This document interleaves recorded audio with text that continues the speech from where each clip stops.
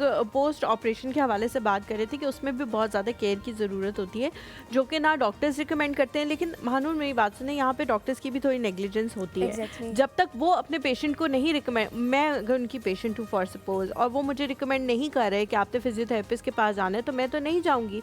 मैं उस इंसान पर ज़्यादा एतबार करूँगी जो इतने अरसे से मेरी फ़ाइल जिसने मेनटेन की हुई है, जो मुझे देख रहा है, जो जिसके साथ मैं जाके उसको अपनी हर मसला बता रही हूँ। वो कह रही है नहीं आप बिल्कुल ठीक है, आप घर चले जाओ, तो फिर तो मैं सोचूंगी ना कि हाँ ठीक है, मैं घर चली जाती हूँ, मैं क्यों फिजियोथेरेपिस्ट के पास जाके ज़्यादा पैसे लगाऊं। ऐसी बात है, और ये बहुत कम सेटअप्स हैं पाकिस्तान में जो कि आपको फिजियो की तरफ रिकमेंड करते हैं। इवन अगर आप अब्रॉड वाली साइड पे देखें, वो तो सिंपल एक बुखार भी हो जाएगा ना अगर एक बंदे को 3 से 4 दिन तक, तो वो कहेंगे जाएँ फिजियोथेरेपिस्ट के पास।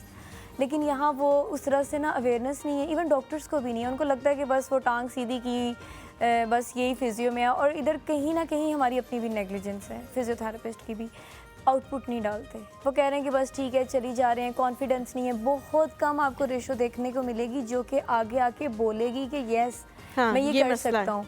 अब मैं खुद जब शिफा में थी तो मैंने इतनी, क्योंकि सारे सीनियर्स थे, मैं उन सब में छोटी थी, कोई मेरी मदर की एज की थी, कोई नानी की एज की थी, तो मैंने उस पूरे पैनल के सामने खड़े होकर बोला था कि मुझे कुछ टाइम दें, मैं आपको रिजल्ट्स दूंगी।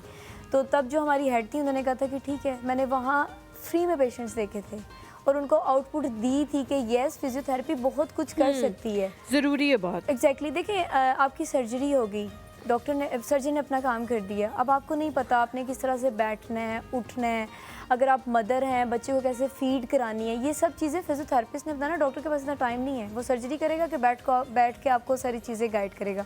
ये सब चीज़ें हमारी, इवन स्टेयर्स पे कैसे चढ़ना है, उतरना कैसे, ये छोटी छोटी बातें जिनको हम लोग निगलेक्ट करते हैं, लेकिन फिर ये बाद में बहुत बड़ा सुनामी बन के आता है।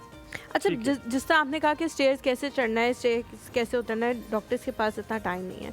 हम बाहर के जब डॉक्टर्स को देखते हैं तो वो तो अपने पेशेंट को हर तरह से इक्विप्ड कर रहे होते हैं, वो तो हर चीज़ उसको बताते हैं। लेकिन यहाँ पे लोग फिर कहते हैं कि जी जैसे एक डॉक्टर के पास अगर किसी बाहर के मुल्क में 10 पेशेंट्स हैं, तो पाकिस्तान में हमारे पास 100 पेशेंट्स हैं एक डॉक्टर के पास, तो इसलिए हम नहीं बता सकते। तो फिर क्या उनको नहीं चाहिए कि वही गाइड करें कि जी ये जो 7 वाला कमरा है ना, ये यहाँ पे आपका एग्जामिनेशन हो गया, अब आपने 7 वाले कमरे में जाना है। करने को तो पाकिस्तान में भी बड़ा कुछ करना चाहिए, जो कि हम लोग नहीं करते। और इसमें कहीं ना कहीं जो हमारे हायर लेवल पे जो डिपार्टमेंट्स बैठे हैं उनको ये मतलब स्ट्रिक्टनेस करनी चाहिए ना, कि जैसे बीइंग अ फिजियोथेरेपिस्ट हमारा कम से कम सेशन 30 मिनट्स का है। बहुत सारे फिजियोथेरेपिस्ट ऐसे हैं जो आपको हाथ लगाएंगे और जी होगी फिजियो, क्योंकि देखिए मैंने आपके मसल्स के साथ खेलना है। तो मसल्स ये नहीं कि सिर्फ ये बाजू है तो इसमें एक बाइसेप या ट्राइसेप नज़र आ रहा है, और भी इधर बाजू में और भी मसल्स हैं।